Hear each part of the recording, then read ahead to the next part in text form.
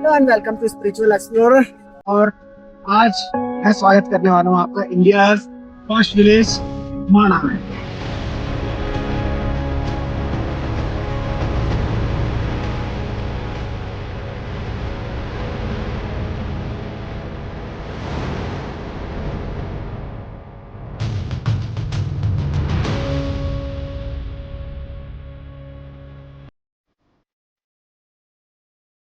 Good morning, it's the day 10 of my 12 days journey of Chardham यात्रा।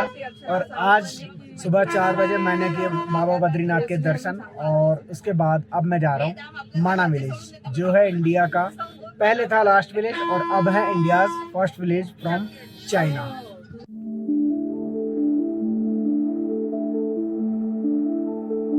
अब मैं entry करने वाला हूँ इंडिया फर्स्ट विलेज में, जो कि इंडो तिब्बत हाईवे पर है। और यहाँ से जो है थोड़ा सा 10-15 किलोमीटर आगे चल के इंडियन चाइना बॉर्डर है। और आज तो मैं यहाँ की ब्यूटी पूरी तरह से डिस्कवर करने वाला हूँ। बद्रीनाथ से 3 किलोमीटर खूबसूरत माउंटेन्स के बीच में बसा ये एक छोटा सा गाँव माणा सिर्फ एक विलेज ही नहीं, अपने आप में एक स्टोरी भी है। अगर हम इसे आखिरी गांव ही कहें तो ही सही रहेगा, क्योंकि महाभारत के काल में अगर देखा जाए तो महाभारत का अंत भी यही हुआ था।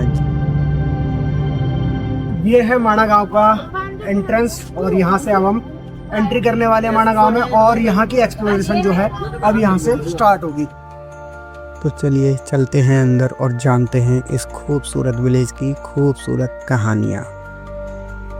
माणा विलेज में आपको भूटिया ट्राइब्स के लोग मिल जाएंगे, जो कि वुलन कपड़ों के लिए बहुत अच्छे कारीगर माने जाते हैं। और यहाँ की अगर हम मार्केट की बात करें तो यहाँ आपको बहुत खूबसूरत वुलन क्लोथिंग्स और कुछ बच्चों के खिलौने वगैरह मिल जाएंगे।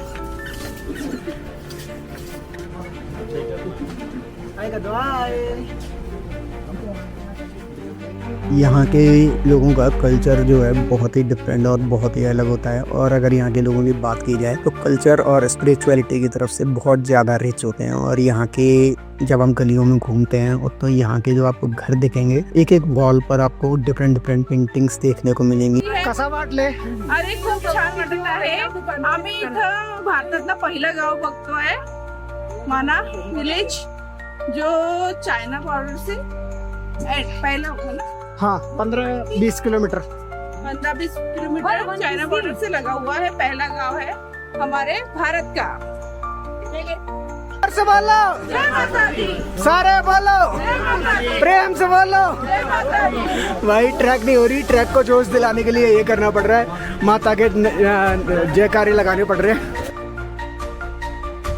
ये माणा विलेज की श्री गणेश गुफा है। यहाँ पर बैठकर भगवान श्री गणेश ने सभी वेद पुराण और महाभारत को लिखा था।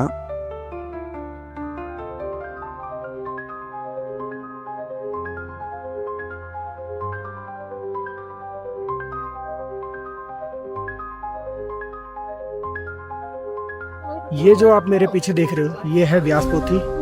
ये महर्षि व्यास द्वारा बोली गई थी। इसमें सभी वेद पुराण महाभारत उपनिषद लिखे गए थे। और ये भोजपत्र पर भगवान गणेश द्वारा लिखी गई थी। और जो भी था सभी कुछ महर्षि व्यास ने बताया था। लेकिन जैसे ही कलयुग आया तब से भोजपत्र पत्थरों में कन्वर्ट हो गए और तब से ये व्यास पोथी इसी तरह से यहाँ उपस्थित है।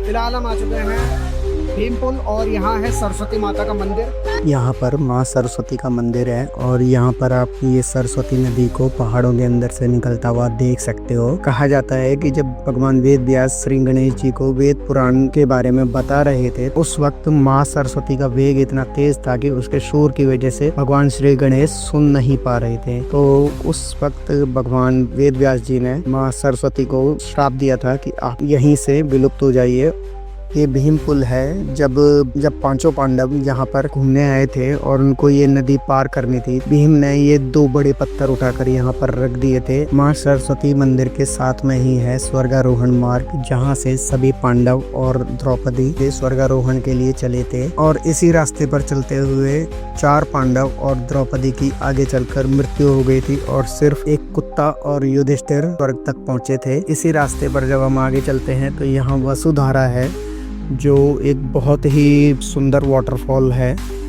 और अगर इस वाटरफॉल की बात की जाए तो कहा जाता है कि इसका जो जल है वो सिर्फ कुछ अच्छे लोगों पर ही गिरता है। ये जो वाटरफॉल है, ऊपर से कुछ ग्लेशियर्स पिघल कर आ रहे हैं जिनका पानी है ये, और इतना खूबसूरत ये वाटरफॉल बनता है। और इस वाटरफॉल का पानी नीचे जाकर वापस अलकनंदा में मिलता है, जो आगे चलकर गंगा बन जाती है।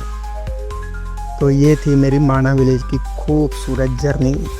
इस जर्नी में मुझे बहुत कुछ जानने को मिला।